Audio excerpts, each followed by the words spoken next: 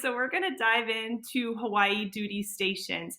Like we were talking about earlier, we were stationed there, but it was 15 years ago. So I definitely need a refresher. So, Beth, go ahead and introduce yourself one more time as a Millie Scout there in Hawaii. So I'm a Millie Scout in Hawaii, and it's an island. I can get pretty much anywhere in the island in an hour, depending on traffic. Hawaii has a lot of traffic at certain times, and you learn to, if you can avoid the traffic, to avoid the traffic. And so I live on the southeast corner of the island in an area called Hawaii Kai. It's just east of Honolulu. So lots of people think of Hawaii as the Honolulu, Waikiki area, but the North Shore is like rural. It's really cool. It's completely different from the city. And then you've got the far west side. I mean, the island has so many things to offer. My favorite thing is hiking. It's got the mountains and the ocean, and it's just a wonderful place to be. I love it. I miss it so much. Quickly, for people who've never been or who might be moving there, can you quickly give a rundown of all the different duty stations that are on Hawaii? Because a lot of people don't know how many there are. Let's see if I can get them all. So there's Kaneohe Marine Corps Base, there is Schofield Barracks, there's Pearl Harbor and Hickam Airfield. Then for the Coast Guard, there's Barbers Point, there's Sand Island, and there's the Federal Building. So this is the Pacific area for the Coast Guard. There's Indo-PACOM, which is a joint area for all the services together. I think that's it. Are you aware of any that I'm missing, Jana? No, the only one I was going to add was maybe Tripler, just as far as different facilities that were there. But I think you got it. Right. I think you're on Yeah. it. Yeah. So there's different housing. So there's AMR that's run by the Hmm. Army. Oh, Fort Shafter for the Army as well.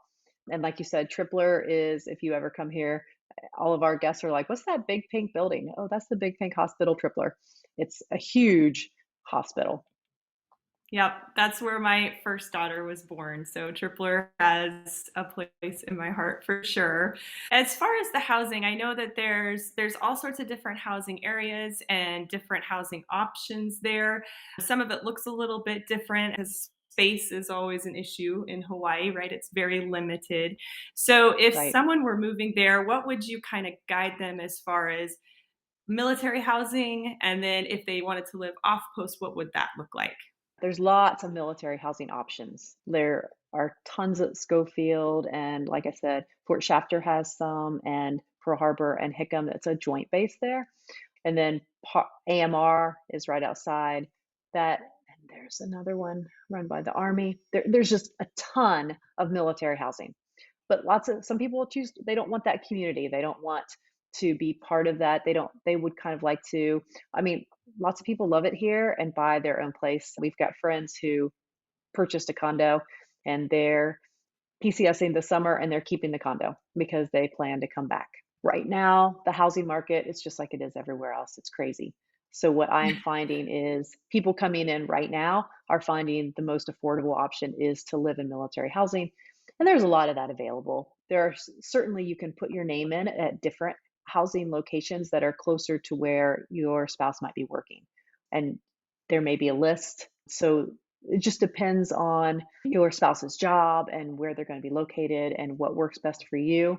Lots of spouses choose to live in Eva Beach. It's just a little further out, but it's a great area. I live in Hawaii Kai. It works out really well for my where my husband is. I know there's a lot of Coast Guard people that live in the area where I am. So once again, you talk to people, you talk to acquaintances, and you do some research on what meets your family needs the best. Yeah, for sure. We were out there in Eva Beach and and we found like everywhere, maybe it was more affordable, but then you had to traffic. And so you just have to kind of look into what's going to work for your family. I think that's awesome advice. So now that you're leaving, what is Mhm. something that you wish you had known about earlier?